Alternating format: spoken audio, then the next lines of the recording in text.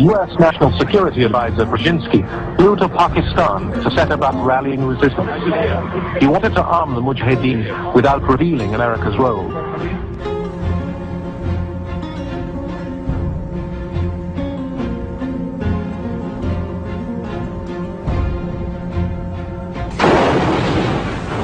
The Iraqis had already proved these tactics against Kurdish rebels, but their strategy failed to recognize that defensive armies could also move quickly into position. Away from the Kurdish mountains, large armies could become clear targets for Iranian heavy artillery.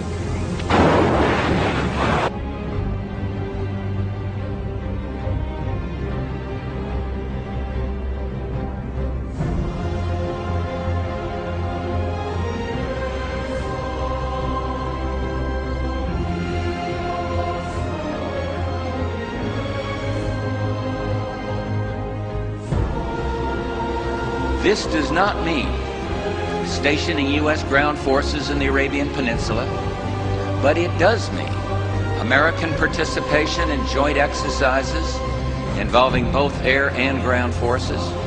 It means maintaining a capable U.S. naval presence in the region. Israel and many of the Arab states have for the first time found themselves confronting the same aggressor. This principle must be elaborated to provide for Israel's security and recognition, and at the same time for legitimate Palestinian political rights. Now we can see a new world coming into view. A world in which there is the very real prospect of a new world order.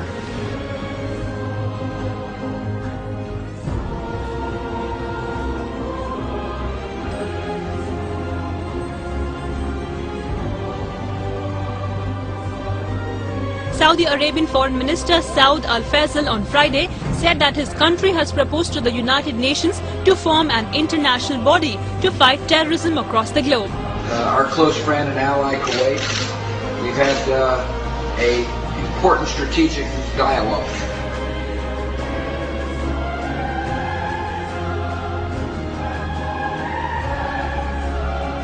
هل تؤيد إعدام صدام حسين؟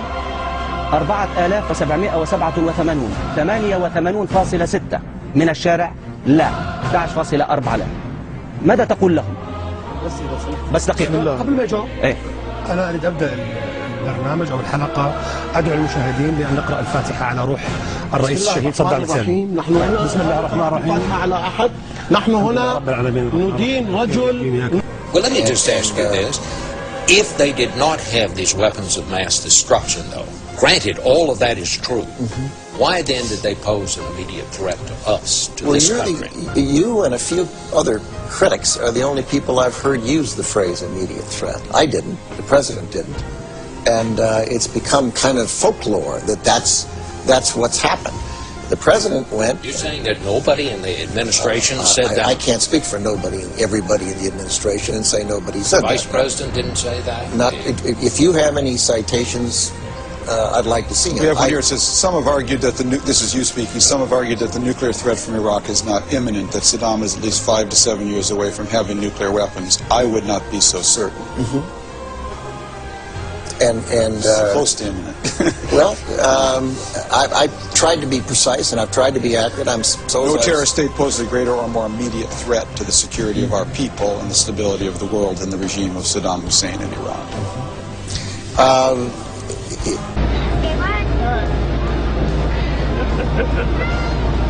Alright. No.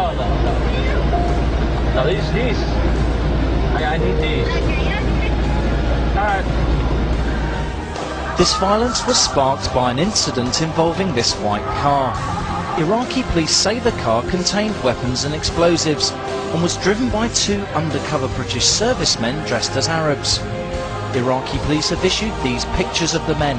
The MOD's asked us not to identify them. They're accused of killing one Iraqi policeman and wounding another. A policeman approached them and then one of these guys fired at him. Then the police managed to capture them. They refused to say what their mission was. They said they were British soldiers and to ask their commander about their mission.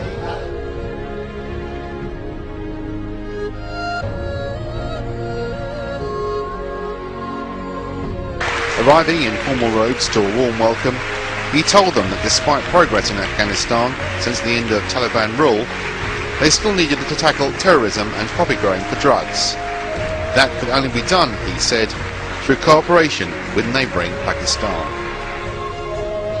I don't think, ladies and gentlemen, the number of foreign private military contractors in Pakistan has risen dramatically in the last few months.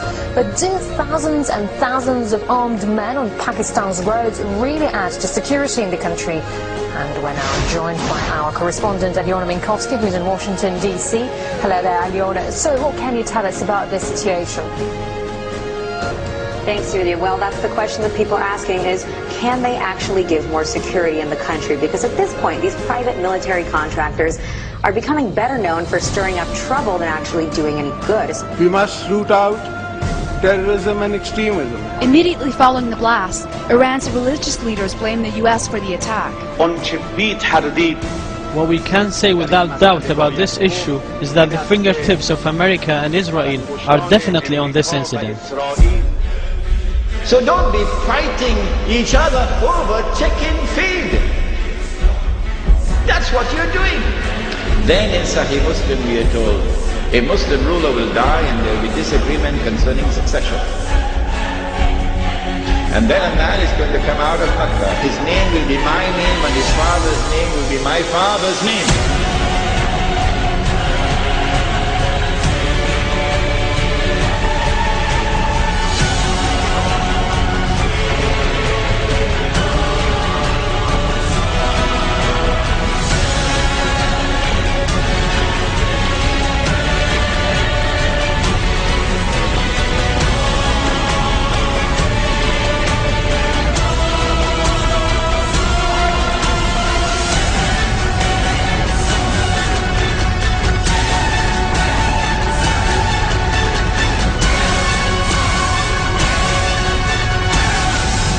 Said the Prophet ﷺ, he'll have a broad forehead and a large nose, and he'll be known as Al-Mahdi. Goodbye to bad rubbish.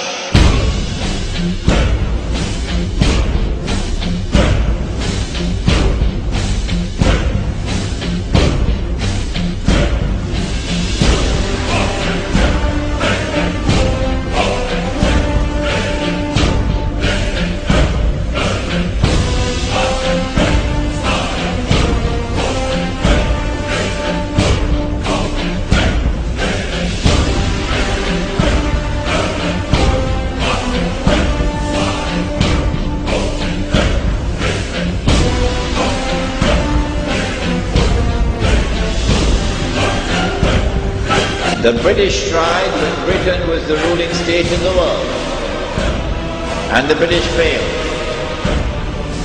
And then the Russians tried when they had the superpower, the Soviet Union. And after 12 years, the Russians failed. And guess who is trying now? Yes, the war in Khorasan has just begun, Mr. Bush. It has just begun. On that day, when Islam liberates Afghanistan, I believe it is that army which will be unstoppable until it reaches Jerusalem.